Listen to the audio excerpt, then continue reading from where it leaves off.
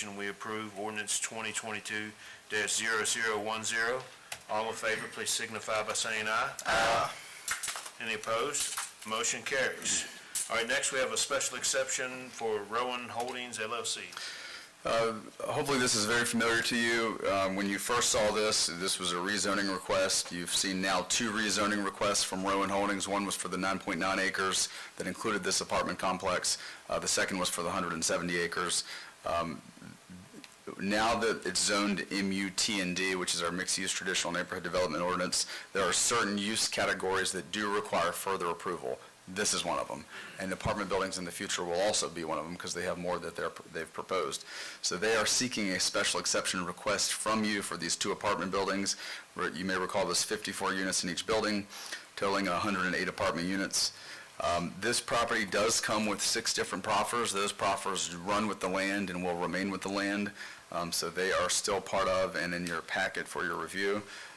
We had 2 conditions that were recommended, and it was, again, just tying the master plan back to that original 5/12/22 date, similar to what we did with the proffers, and then a general sweeping regulation that requires all other local, state, and federal regulations. We do not still have VDOT approval on this, but they have submitted the site plan to go through the Development Review Committee process. VDOT's currently reviewing it, but VDOT felt comfortable with the conditions and the proffers that we have in place to take care and to help mitigate and require their approval. We'll do the normal process through the site plan process, which will require all the agencies and staff that are typically required for any type of site plan. So tonight, what's before you is the approval of these apartment buildings in the MUT&D district. All right. I was wondering why it was coming back up. It was a little confusing, but now I understand.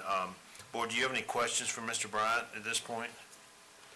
All right. I know that the owner of the property, as well as, I can't think of your last name.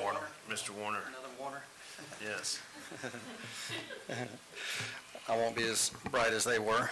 And that's why we're here, actually. I could have probably taken care of this when we went through the first time, but in our planning stages of getting the first site plans here with the first 2 apartment buildings, I sat down with Tyler and Jeremy, and we went through the ordinance to see, because as you can imagine, starting a master plan, getting it rezoned and all of that, when you have an ordinance and you have this big 180-acre master plan, you want to make sure all your I's are dotted and your T's are crossed.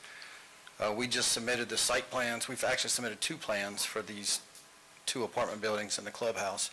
On the apartment buildings, we've submitted a grading plan already to DEQ and to the county. We almost have that ready to go, waiting for DEQ approval. It's already been through 1 round. Then we submitted the site plan, and there is a little chart here as we went through, and you'll see it's kind of highlighted. But one column is neighborhood center, the other column is residential neighborhood. So the center is the blue, and the apartment complexes that you see on this master plan is the yellow. The yellow would be the residential neighborhood, and our apartments are in the residential neighborhood. And so if you flip the page and you don't do like I did, the special exception is what's needed in the yellow. So we probably could have taken care of that in the first rezoning if I had been smart enough to check that, but in order for Jeremy to approve this site plan, we have to get this special exception for these 2 buildings. And after we get VDOT approval for the big master plan, and we're still working on that study right now with the big master plan, but with the big master plan, we will come back again with a special exception request for the other 9 apartment buildings, but there are also some other tweaks that we're going to need through the ordinance, so we're going to be here again. As a big master plan and as a big job like this, you can imagine I'll be here a few more times as this project goes, but that's why we're back here in front of you. All right. Are there any questions for Mr. Warner? I'd like to add a condition that 29 business be labeled on all future. Okay. It's like, All right, yes, sir. All right. I'm going to write it on there.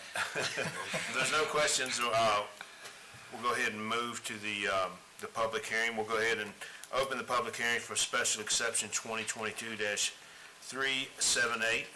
Is there anyone wishing to speak regarding this special exception? Is there anyone wishing to speak? Seeing none, we'll go ahead and close the public hearing, and, Board, what is, Mr. Chairman, I move that the board approve the request with conditions recommended by the Planning Commission. motion on the floor by Mr. Ayers. All in favor, please signify by saying aye. Aye. Any opposed? Motion carries. Congratulations. All right, we are going to go ahead and move on to the consent agenda, but we're going to pull out